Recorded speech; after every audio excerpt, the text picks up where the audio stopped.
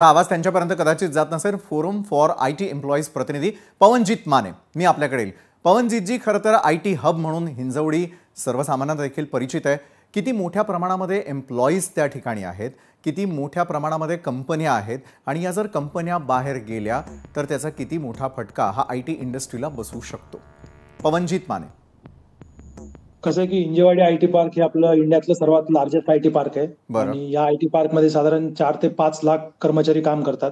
आणि पूर्वी आपण म्हणत होतो की आयटी पार्क मध्ये नुसते कर्मचारी काम करतात, पण आजच्या घडीला तिथे जे रहिवासी झालेत जवळपास 1 लाखभर तरी कर्मचारी हे आता हिंजेवाडी आयटी पार्क मध्ये राहतात। त्यामुळे फक्त ऑफिसला जाणं आणि त्यावेळी ट्रॅव्हल करणं एवढीच त्यांची समस्या नाहीये, तर ते तिथले आता स्थानिक रहिवासी आहेत। सकाळी मुलांना शाळेत सोडण्यापासून ते रात्री उशिरा घरापर्यंत येईस्तोपर्यंत या सर्व समस्यांना त्यांना फेस करावं लागतं।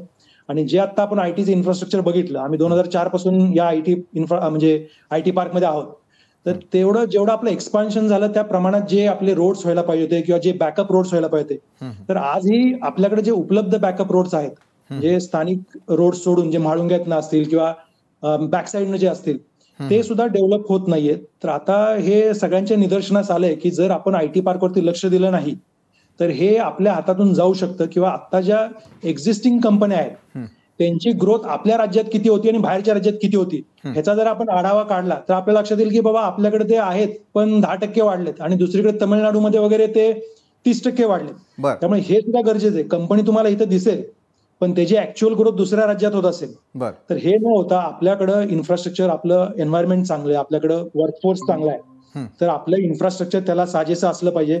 आज घडीला तुम्ही हिंजेवाडी आयटी पार्क मध्ये तुमचे क्लायंट आणू शकत नाही, कारण का ते ट्रॅफिक मध्ये अडकतात। सगळे खराडी आयटी पार्क किंवा तिकडच्या हॉटेल्समध्ये कंपन्यांना घेऊन जावं लागतं, ही वास्तविकता आहे।